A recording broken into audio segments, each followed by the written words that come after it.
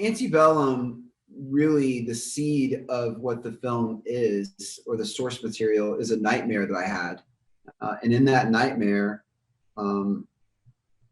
Eden was trying to communicate almost across dimensions, desperate, pleading for help.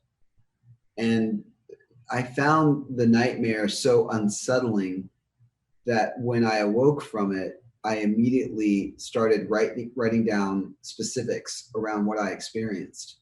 And the next day, when I talked to Christopher about all of those details of the nightmare, that's when we decided to put pen to paper and write the short story. We wrote the short story the same day, the day after Gerard had that nightmare.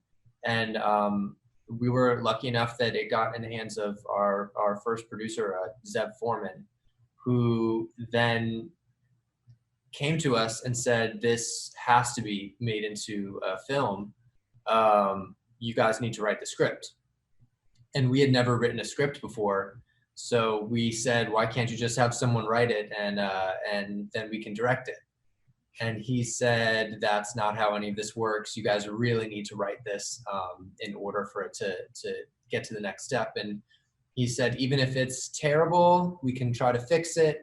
We wrote it in a few weeks, and we were lucky that he said, we don't need anyone to fix this. We can go out. Christopher and I were obsessed with obtaining the lenses from Gone with the Wind. As far as we were concerned, that film from 1939 was and is a horror film. It just needed the time to reveal that.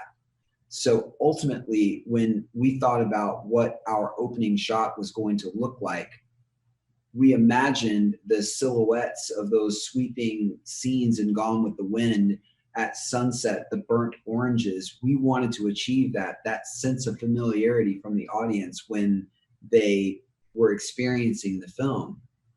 And it was also of equal importance for us to use those lenses so that we could use the same weaponry that was meant to misinform through propaganda, really effective propaganda, that we were going to use those lenses to then correct the record with Antebellum.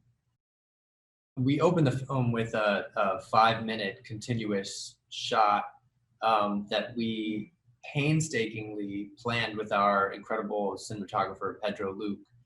We knew that it was going to be a big undertaking, and it was. You know, not only is it a half a mile from the front of the house to the back where we conclude the shot, but we wrote the opening of the film to occur at sunset, and the film to conclude at sunrise on a new day, which is great in theory. But when you are trying to get this 5-minute oneer, you really only get 2 shots at it per day. So I think it took maybe I think it was 4 days. On the 4th day, we finally were able to get this shot, which we were all ecstatic about.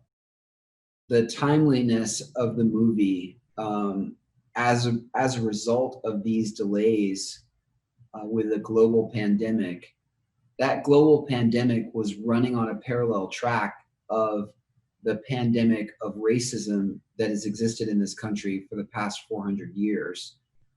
And the latter of the two required that we not defer this much needed conversation another day.